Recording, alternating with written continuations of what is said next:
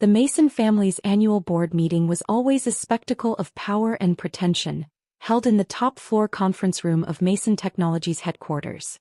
5 years ago, I'd stood in this same room, fresh MBA in hand, watching my Uncle Harold shred my job application. Today I was back. Not as Sarah Mason, the rejected niece, but as SM Industries' mysterious, their largest client, responsible for nearly $50 million in annual contracts. They just didn't know it yet. The quarterly numbers are strong, my cousin Peter announced, clicking through his PowerPoint presentation. Thanks largely to our biggest account, SM Industries. I hid my smile behind my coffee cup, remembering Peter's words from 5 years ago. Come on, Sarah, did you really think you were qualified to work here? Leave the real business to people who understand it. Uncle Harold nodded approvingly at his son. Excellent work, Peter. This is why we keep business in the capable hands of the family. Capable hands. I glanced at my tablet, reviewing the real numbers my inside sources had provided. Peter had been cooking the books for months, hiding losses, inflating profits. The only thing keeping Mason Technologies afloat was my company's contracts. Miss Morgan. Harold's assistant touched my arm. The board is ready for your presentation. I stood, smoothing my Armani suit, a far cry from the modest outfit I'd worn to my job interview years ago. Back then, Uncle Harold had said I didn't present the right image for Mason Technologies. Sarah. Peter's voice carried across the room as I walked to the podium. What are you doing here? This is a closed meeting. I turned to face the board, enjoying the confusion on their faces. I'm here representing SM Industries. I believe we have some contracts to discuss. Uncle Harold's face reddened. This is highly irregular. SM Industries so handles all major negotiations personally. Yes, I smiled. She does. The room fell silent as understanding slowly dawned. Peter's mouth opened and closed like a fish out of water. My cousin Amanda dropped her pen. That's impossible, Uncle Harold finally sputtered. You run a small consulting firm. We checked when you applied here. I pulled up my own presentation on the screen. Actually, that consulting firm was just a front. SM Industries, Sarah Mason Industries, is my real company. Has been for the past 5 years. The first slide showed my company's true financials. Revenue 3 times that of Mason Technologies, offices in 12 countries, a client list that read like a Fortune 500 directory. No, Peter stood up, his face pale. You can't be. We would have known. Would you? I raised an eyebrow. The same way you knew about the $8 million you've been hiding in creative accounting. The blood drained from his face. Behind him, board members started whispering.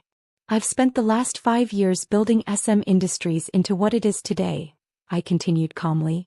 While you were all congratulating yourselves on keeping me out of the family business, I was becoming your largest client. Uncle Harold's hands gripped the table. Why are you here now? I clicked to the next slide, a detailed analysis of Mason Technologies' dependence on my contracts. Because it's time to renegotiate our partnership. Though after reviewing your company's real performance, I'm not sure there's anything worth salvaging. You can't just walk away, Peter protested. Those contracts are up for renewal next week. I smiled. And as CEO of SM Industries, I have some concerns about Mason Technologies' stability. Your stability, cousin. The boardroom erupted in chaos.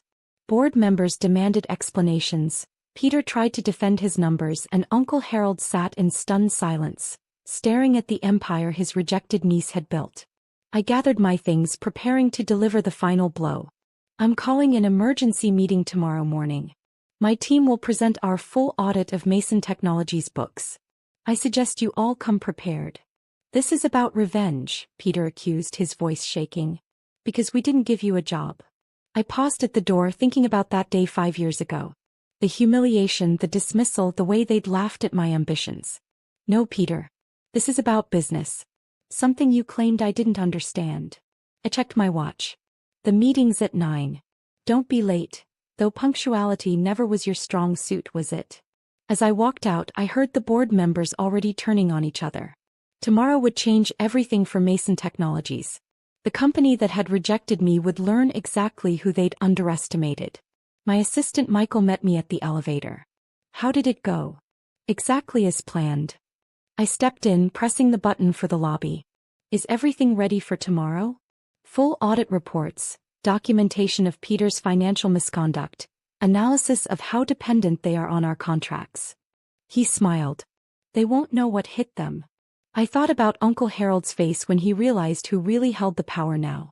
About Peter's panic when his creative accounting was exposed.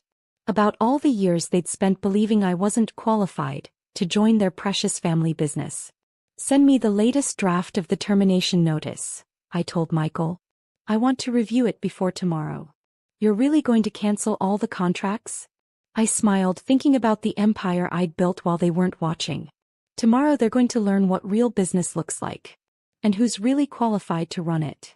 The next morning I arrived at Mason Technologies an hour early. The building's security guard, the same one who'd once been ordered to escort me out after my failed job interview, practically tripped over himself opening the door. Welcome, Ms. Mason. Ms. Morgan. He stammered. The board is already gathering upstairs. Early for once, I murmured, stepping into the executive elevator. Amazing what the threat of financial ruin can do for punctuality. The boardroom was indeed full when I entered, the tension thick enough to cut. Uncle Harold sat at the head of the table, his usual commanding presence diminished. Peter huddled with the company's lawyers, his face ashen. The independent board members clustered together, shooting suspicious glances at the Mason family members. My team of analysts filed in behind me, each carrying detailed reports of Mason Technologies' true financial state. I'd spent 5 years placing key people throughout their company, gathering evidence, waiting for this moment. Good morning, I said pleasantly, taking my place at the podium. Shall we begin? Sarah, Uncle Harold's voice had lost its usual condescension, replaced by something close to desperation. Before we start, perhaps we could speak privately. I think we've had enough private family discussions. I nodded to my team. Please distribute the reports. The sound of papers being passed around filled the room, followed by sharp intakes of breath as board members began reading. This is impossible, one director muttered. These numbers can't be right. Oh, they're right, I confirmed, pulling up my presentation. Let's start with the creative accounting, shall we? Peter, would you like to explain why $8 million of losses were classified as operational expenses? Peter's lawyer tried to intervene, but I continued. Or perhaps we should discuss the inflated client numbers. The hidden debts. The fact that without SM Industries contracts, Mason Technologies is effectively insolvent. You're trying to destroy us, Peter accused, his voice cracking. Your own family. I raised an eyebrow. Family? Like when you told the entire industry I wasn't qualified to work here. Or when Uncle Harold said I'd never understand real business. That was 5 years ago. Uncle Harold protested. Yes, it was. And in those 5 years I built a company 3 times the size of Mason Technologies. While you were busy protecting the family legacy, I was creating my own. I clicked to the next slide, a detailed breakdown of how dependent they were on my contracts. 47% of your revenue comes from SM Industries, I noted. Revenue that will disappear when I cancel our contracts next week. The room erupted in chaos. Board members shouted questions, lawyers huddled together frantically reviewing documents, and Peter, finally showing his true colors, burst into tears. You can't do this, Uncle Harold stood up, his face red. We'll sue. On what grounds? I smiled coldly. That your rejected niece built a better company than you? That your son's financial fraud was discovered? Please try. My lawyers would love to depose Peter about those creative accounting practices. A senior board member cleared his throat. Mr. Mason, given these revelations, the board will need to discuss leadership changes. Leadership changes? Peter's voice rose hysterically. This is our company.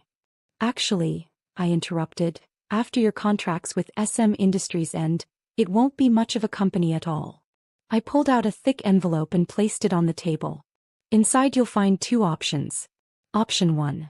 Mason Technologies agrees to a complete restructuring. Peter resigns, the board appoints new independent leadership, and we maintain a scaled-down business relationship. And option 2? Uncle Harold asked quietly. I cancel all contracts immediately, alert the SEC to Peter's creative accounting, and watch Mason Technologies collapse. I checked my watch. You have 1 hour to decide. This isn't business, Peter spat. This is revenge. No, cousin. This is exactly what you taught me. Business was ruthless, unforgiving, and exclusively for those who are qualified. I gathered my things. I'll be in my office. The CEO's office you once said I'd never be good enough to occupy. I left them there, surrounded by evidence of their failures and corruption. Within minutes, my phone was flooded with messages. Mom, how could you do this to your uncle? Dad, the family name will be ruined. Various cousins, you've destroyed everything. I ignored them all and instead opened an old email, the rejection letter Uncle Harold had sent 5 years ago. Dear Sarah, while we appreciate your interest in Mason Technologies, we feel you lack the qualifications and business acumen necessary for our organization. Perhaps you should consider a less demanding career path. Sincerely, Harold Mason. I printed it out and placed it on what would soon be my new desk. The board, faced with undeniable evidence of Peter's fraud and the company's dependence on my contracts, would have no choice but to accept my terms. By sunset it was done. Peter was out, Uncle Harold had been forced into early retirement, and Mason Technologies would be restructured under my oversight. The family empire they'd thought I wasn't qualified to join would now answer to me. My assistant brought in a bottle of champagne as the papers were signed. Congratulations on your hostile takeover. Not hostile, I corrected, watching through my window as Peter and Uncle Harold cleared out their offices. Just business. Something they assured me I'd never understand. I picked up my phone, which was still buzzing with family messages, and typed a single response to their group chat. Don't worry about the family name. Mason Technologies is in qualified hands now. Then I turned back to my window, watching the sun set on my expanded empire. Sometimes success isn't about getting the job you wanted. It's about building something bigger than they ever imagined you could. And sometimes the best revenge isn't getting even, it's becoming their boss. Uncle Harold had been right about one thing. I wasn't qualified to work at Mason Technologies. I was qualified to own it.